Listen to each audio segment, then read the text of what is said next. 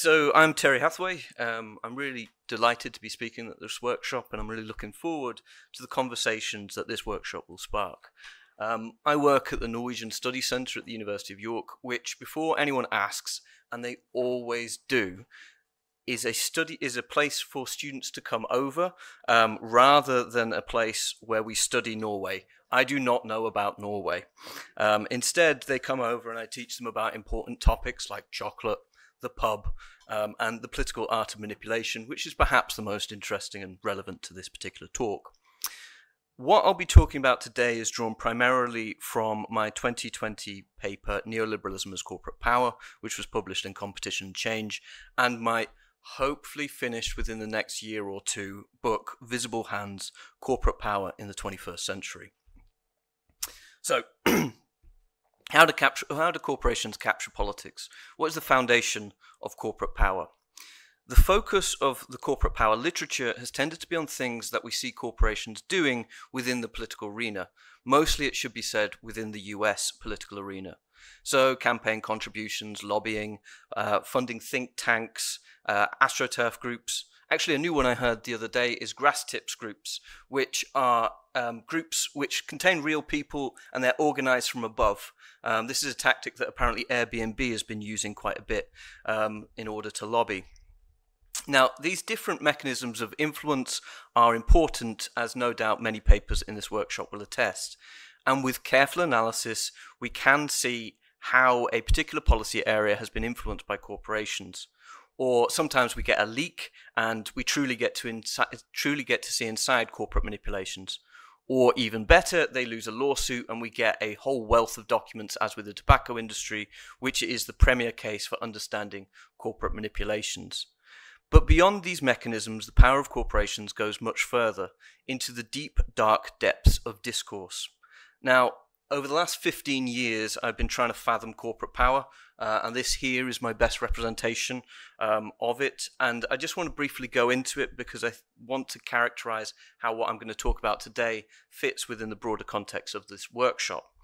So, following a deep and well-established literature within political science, power can be understood as having three non-exclusive dimensions, as per Stephen Luke's Power, a Radical View.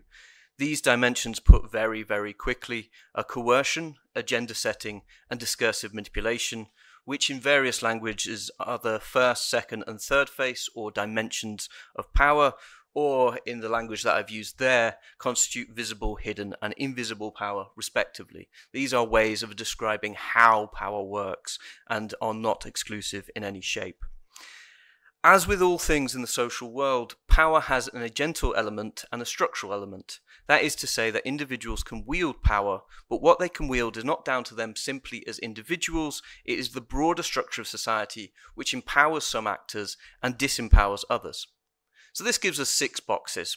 3 forms of power manifested agentally and structurally, with the importance of structure increasing as you go further along, hence I've got a wonky line dividing them.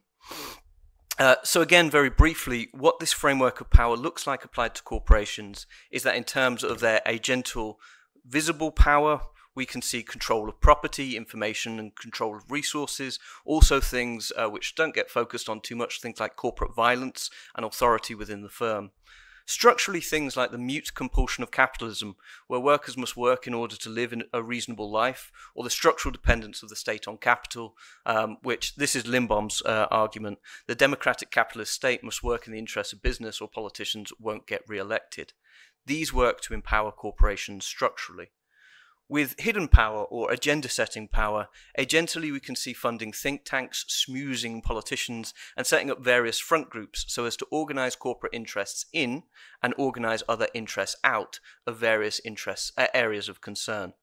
Structurally, we can see things like the use of cost-benefit analysis in policy making, or the revolving door between business and government as working to ensure that corporate interests are represented and other interests are not, without corporations necessarily making any effort.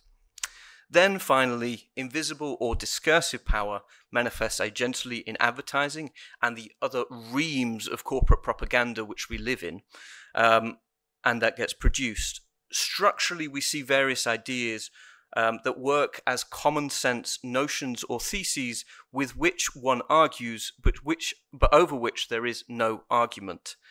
And this is where we can locate neoliberalism as a source of corporate power, as structural, invisible, or discursive power.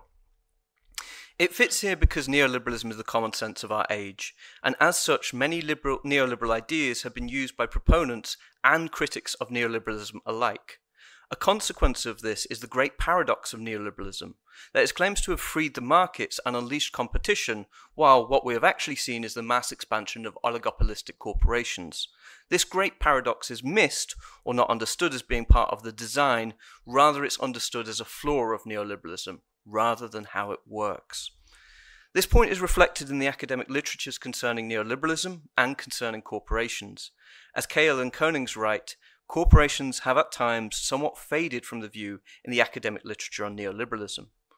When corporate power is considered within the literature on neoliberalism, it's often understood as simple money power, with money equaling power rather than being constituted from the many diverse mechanisms of influence which we will talk about in this workshop.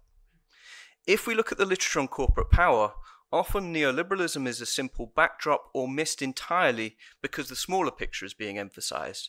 A smaller picture that is often concerned with corporations as agents. So what I want to do is zoom out and see this bigger picture and to understand this paradox of neoliberalism, to understand the coexistence of free markets and concentrated corporate power. In order to do this, it is necessary to delve into the ideational structures of society, where power can reside in the very language that we use, the language that provides us the basic tools for understanding the world and for communicating, that allows us to think, but also terminates some thoughts, that allows us to see, but at the same time blinds us. To start to do this, we must first understand the corporation itself. The corporation is a distinctly odd duck. Like many things of the social world, it is familiar at first sight, but distinctly weird when examined.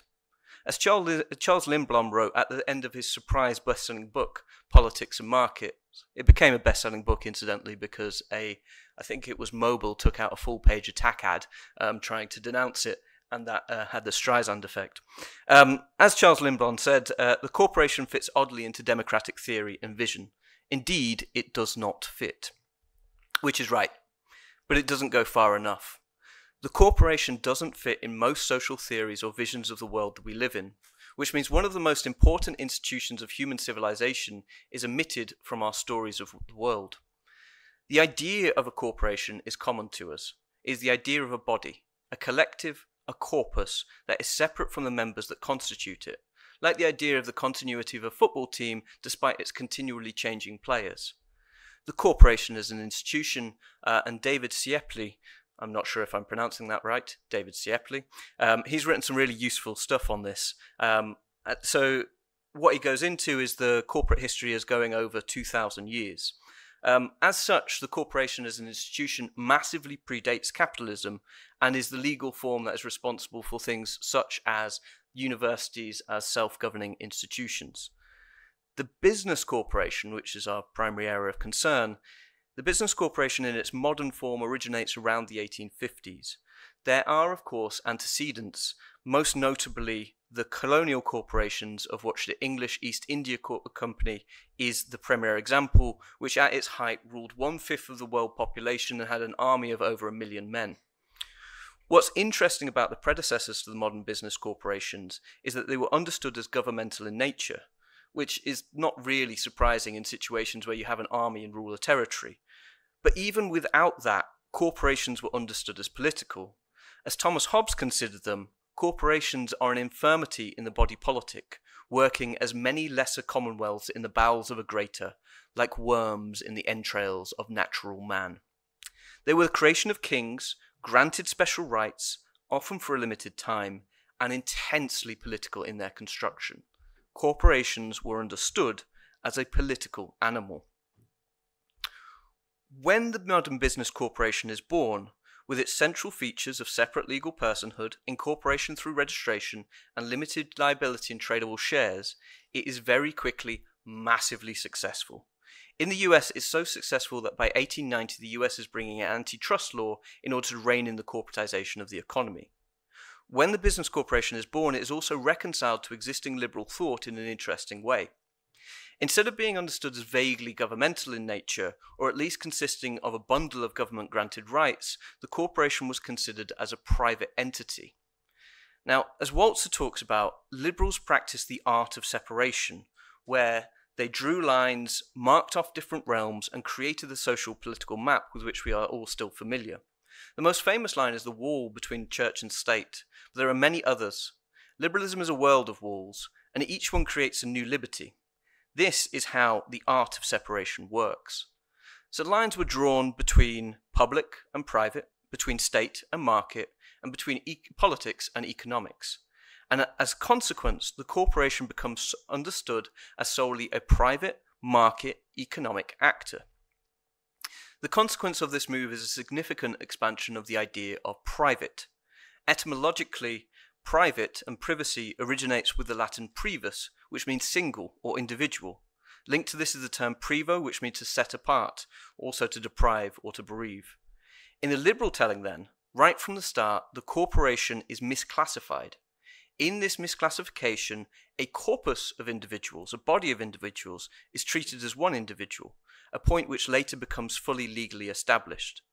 A consequence of this move is that the private rights of the individual expand to cover vast areas of human life.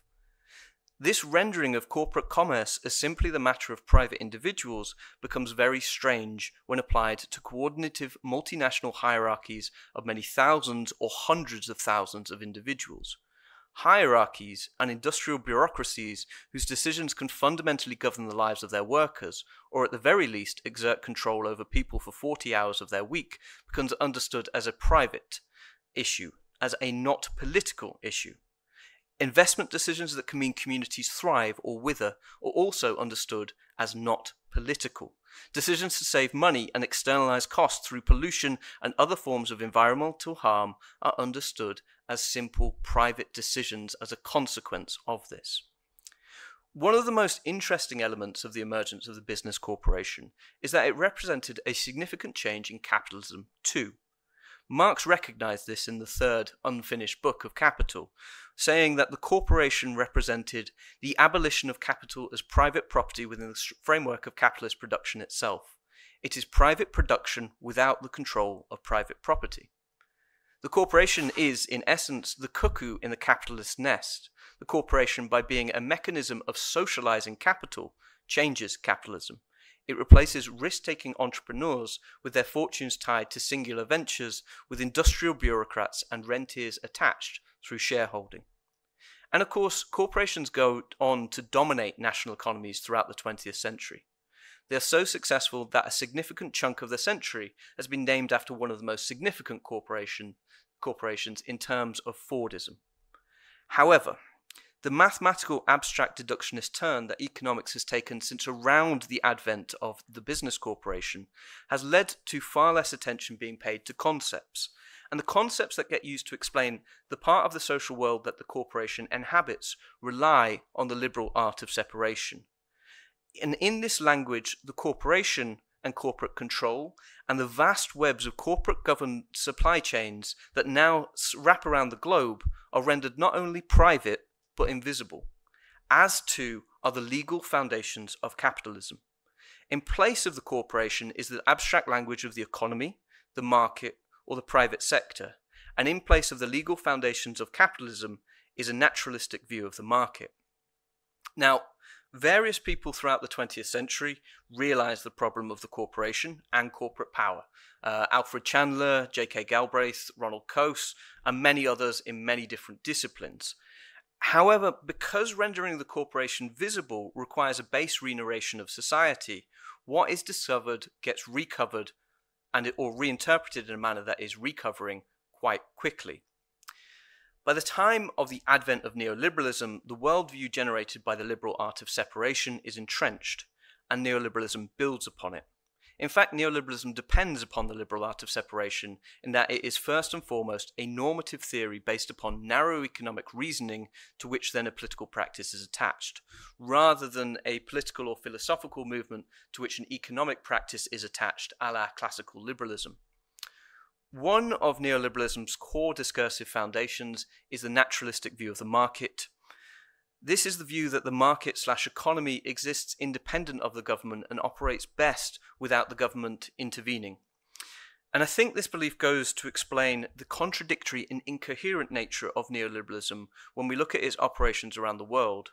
Its contradiction and incoherency is why some people reject neoliberalism as a term, and more generally, the term confuses. The primary contradiction of neoliberalism is that, as Peck says, it can live neither with nor without the state. To restate this in different terms, the project of removing the state from the economic sphere is an impossible dream because the economic sphere is created by the state.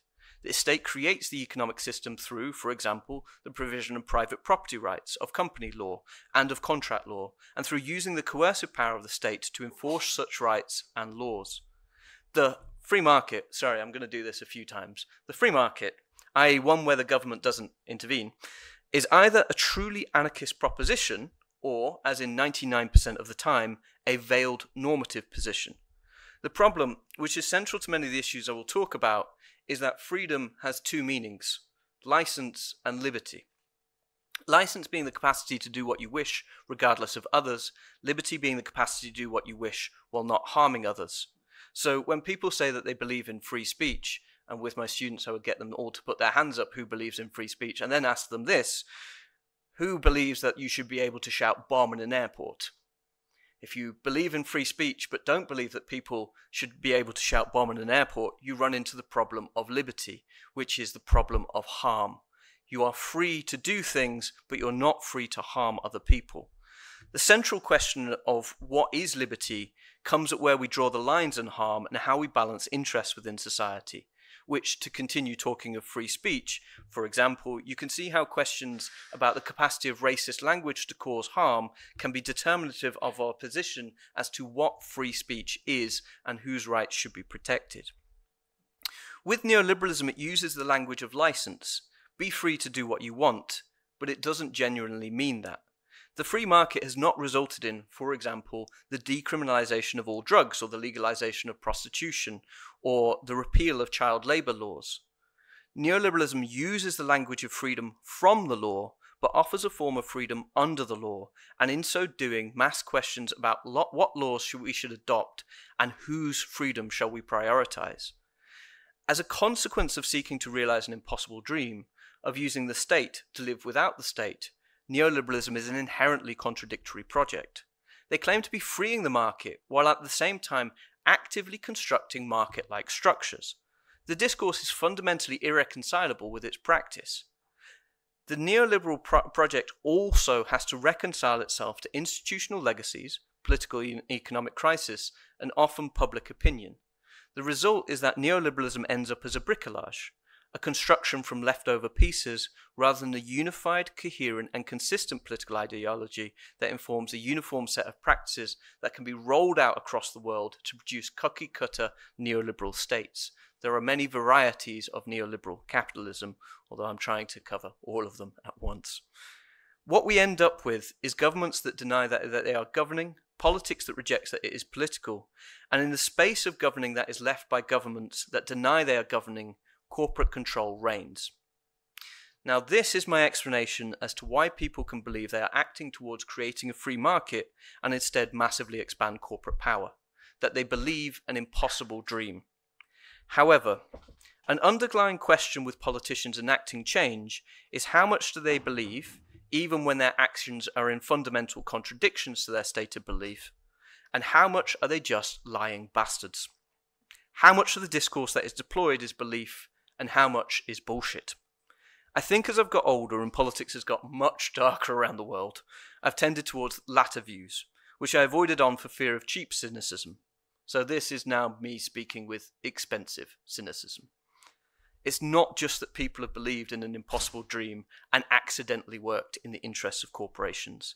It is the active construction in the interests of corporations and willful blindness to the contradiction between proclaiming markets as natural and actively seeking to construct them. So reality has both been masked by long-standing narrative traditions about how we talk about the world that make up the common sense of our age and that hide corporations from view, but is also been changed by active manipulation. Discursive structures do not come from nowhere, but are collectively built by individuals on the discursive structures from before. And I think you can generally see the active construction of neoliberal discourse in favour of corporations in the dropping off from early neoliberal discourse of the term free enterprise and instead the adoption of the more abstract label of the free market. Corporations as agents get erased from the discourse, which you can see in this Google engram here.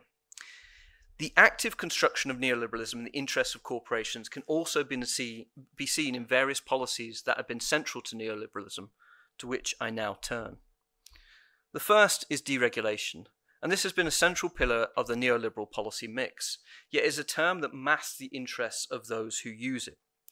The first problem with deregulation is unless you truly go all the way, then you're not deregulating, you're re-regulating. A rewriting of the rules, which can also occur through a partial deletion, is not the same as the erasure of the rules. As Samuels and Schaefer write, if by deregulation it is meant the elimination of regulation per se, then, because deregulation means the substitution of a new regulatory arrangement for the old one, deregulation is impossible. The question is not to regulate or not to regulate, but which regulation. To illustrate this point, just think of traffic systems. At what point in the erasure of rules do we say traffic systems have been deregulated? When we abolish all speed limits, all pedestrian crossings, which side of the road you drive on, the very idea of a road, laws against vehicular manslaughter. How far do we go? And at what point do we say we have deregulated? More importantly, the very important thing is, whose interests do we prioritize in the construction of regulation? The base construction of deregulation in the interests of corporation comes through what is understood as regulation and what is not, as this shapes the process of what is termed deregulation. Regulation, as Ha-Joon Chang has said, is in the eye of the beholder. Invariably, deregulation has been applied to environmental policy, to worker protection, and to consumer protection. In contrast, no one has advanced the abolition of private property or the abolition of the corporate legal form in terms of deregulation, which it would be. So when corporations and politicians on the side of corporations cry that we need deregulation, they are instead looking for a more favourable regulatory environment. Similarly, when they cast new laws as regulatory overreach, they seek to defend a regulatory status quo that they are happy enough with. And of course, in practice, neoliberalism has been anything but deregulatory. Newly privatized industries, particularly in crucial infrastructural areas, have required regulatory oversight so that they continue to maintain infrastructure important for business and citizens alike. Moreover, when you free enterprise, you give it greater scope to roam, and if you give a wolf a bigger pen, you require more fencing. So industries that have been deregulated have often ended up with more regulation as a consequence. Thatcher's Big Bang financial deregulation resulted first in fewer regulations, then in many, many more regulations to stop the system from crashing. In areas that have not been understood as regulation, there have been considerably greater state involvement, which is how we can understand the second paradox of neoliberalism, that it uses the language of freedom and has been deeply authoritarian in many areas. The regulation of unions would be a premier example. Now unions in the UK are required to be more democratic than our government, in that strike mandates have 6-month expiries and votes to strike have 50% turnout requirements. Similarly, the regulation of unemployed people has massively increased as various schemes transform welfare from a basic right to a conditional right, with citizens now having to perform all manner of obsequies to obtain basic aid. Hence, as Levi Four and Giordano write, if we were to judge neoliberalism by the degree of deregulation it attained, it would be a failure. If we were to judge it by the degree of regulation it promoted, it would be on its own terms a fiasco. But what gets ignored is the shape of regulation, whose interests get prioritized and whose interests do not. And as we have seen, corporate interests have tended to be prioritized in deregulation. Like deregulation, non-intervention as an idea is only selectively applied and anarchic if properly embraced. To restate the idea from earlier, a state cannot not intervene in the economy because the economy has no clear boundaries and instead is socially, politically and legally embedded. The discourse of non-intervention, however, is exceedingly useful and works handily for corporate interests to be advanced in that the principle of non-intervention essentially means corporations shouldn't be stopped, that they can do what they want. We see a manifestation of this discourse regularly in debates about the development of future technology, like, for example, with hydrogen fuel cells versus electric battery cars prior to the electric car commercialization.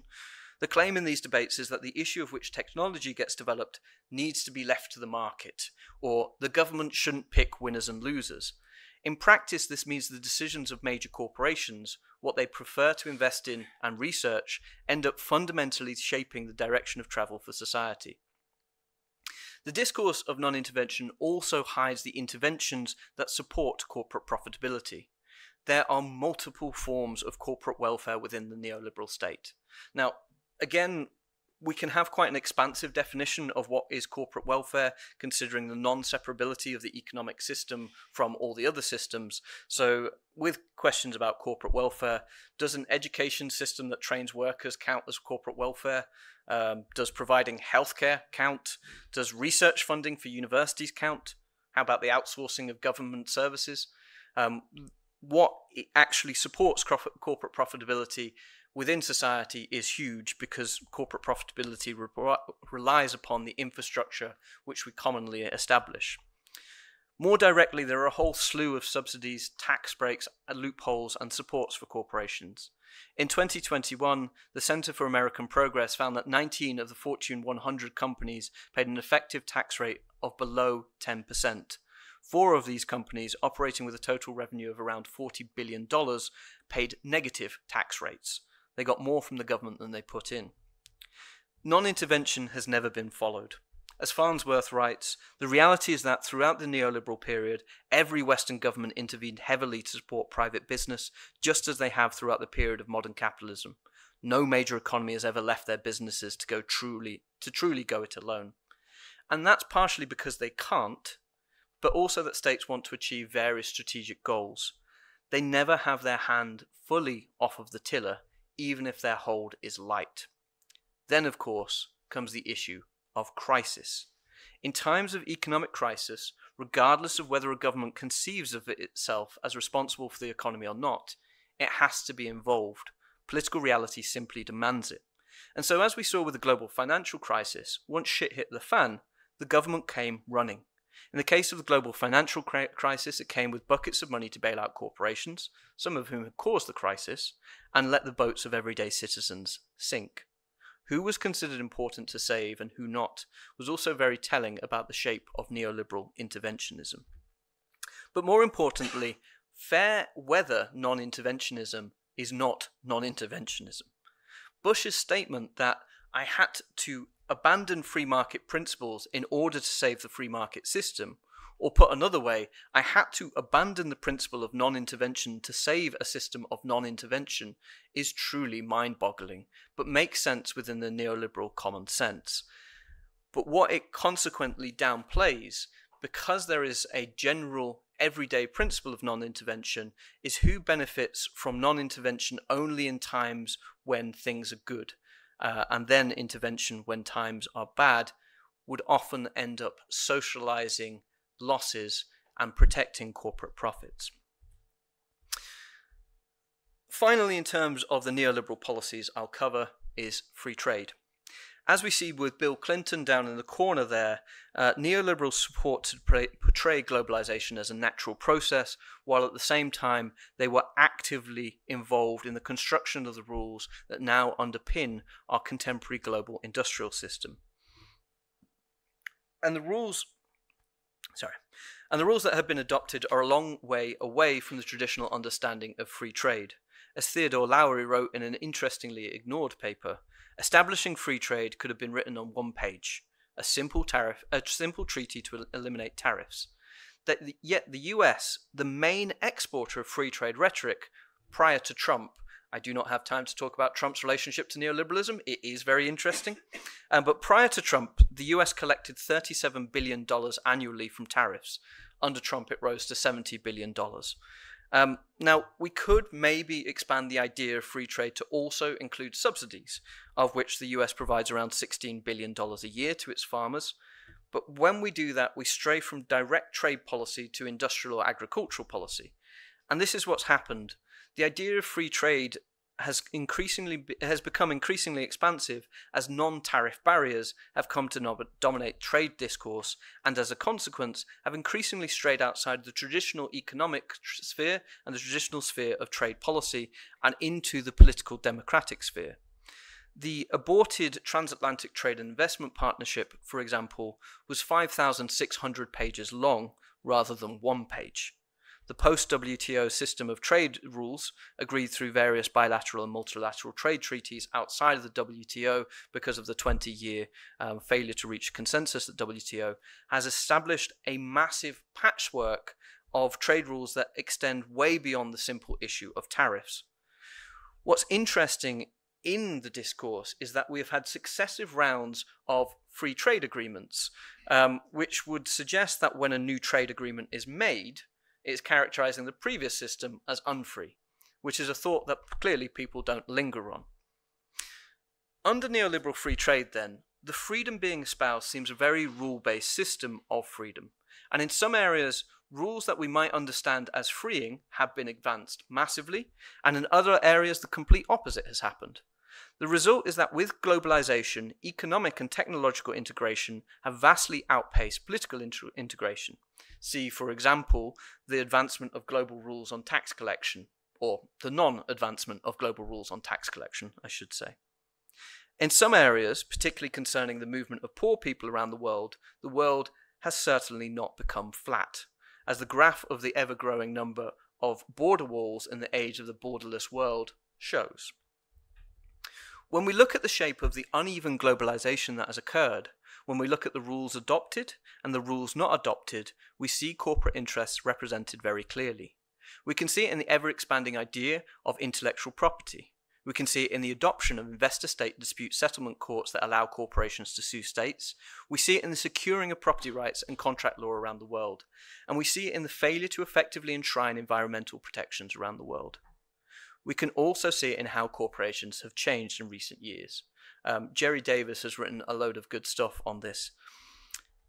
So within the framework of rules established over the last 30 years, we've seen how corporations can operate fundamentally change. The rules established have allowed corporations to slim down, to cut their workforce, to rent rather than buy, and in some cases, very strangely, to establish technological dependencies on other corporations and create more of a web industrial system than necessarily supply chains indicate. The older process of this was called Nikification, where corporations stopped producing things in-house and instead contracted out. The focus of the corporation became the production of intellectual property, recently protected internationally through the WTO TRIPS agreement at the point in time of Nikification. And consequently, the corporation shrank. The more recent process is called Uberification, where the corporation becomes a nexus of intellectual property and owns practically nothing. Now the largest taxi firm in the world owns no cars and seemingly employs no drivers. These processes have two main interesting effects, which I just want to briefly touch on as they reflect how the rules established have empowered corporations.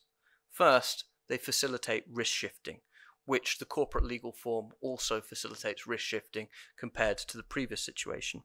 But more recently, we've seen further risk shifting occur. In the case of Nikification, risks are outsourced and offshored to people and businesses on the other side of the planet. In the case of Uberification, risks are shifted to the individual. And what corporation wouldn't want profit without risk?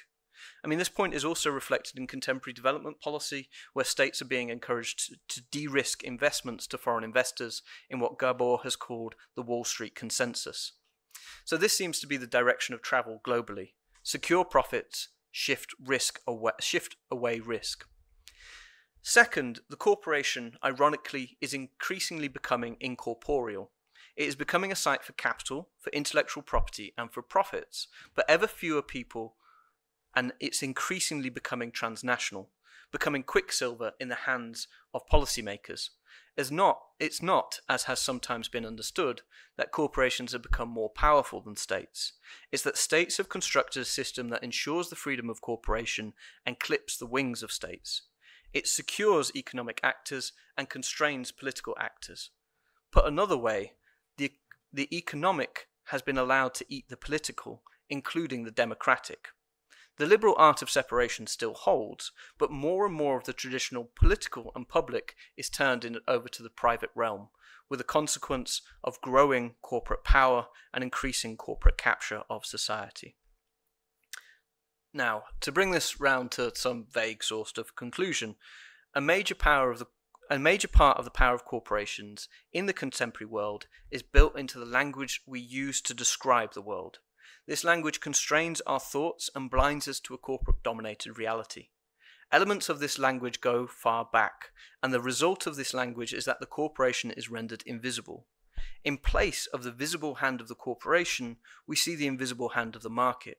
Instead of vast hierarchical organizations, we see private individuals, and then afford the private rights of the individual to the corpus. Neoliberalism has built upon this. It has used the language of freedom to argue for the liberation of corporations. It has used the language of deregulation to re-regulate in the interests of corporations. It has used the language of non-intervention to hide corporate welfare and fair weather principles of non-intervention. And it has used the language of free trade to establish corporate rights to profit around the world in as riskless manner as possible.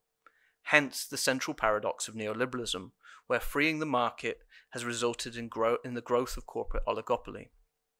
I say that neoliberalism has done this, but of course it has not. People have done this. Politicians and corporate representatives alike. Now I have no doubt that some people have acted in good faith and simply pursued an impossible dream, but others have not acted in good faith. They have used and crafted this language as they have been used and crafted by the language. They, as agents, have spun stories that enchant us and have masked the reality of corporate dominance of neoliberal capitalism.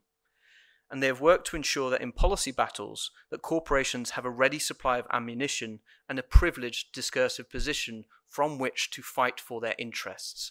This is what underlies corporate power, and this is what underlies corporations as agents changing the world, that they have a language which blinds us to the reality of corporate dominance that we face.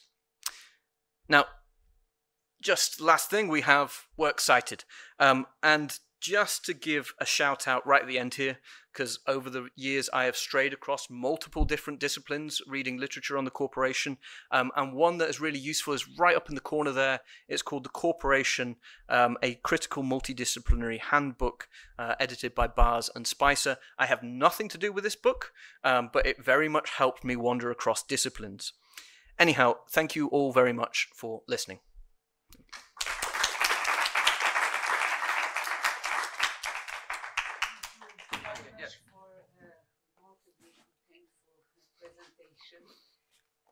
Now the floor is open for questions. Had this historical perspective on the rise of or on the development of neoliberalism. I would like to hear from you if you see that there is a difference between the classical liberal ideas and the neoliberal ones, because more and more there are critics saying that actually we don't want to get back, and they were quite aware of the problem in the beginning of the century, the last century.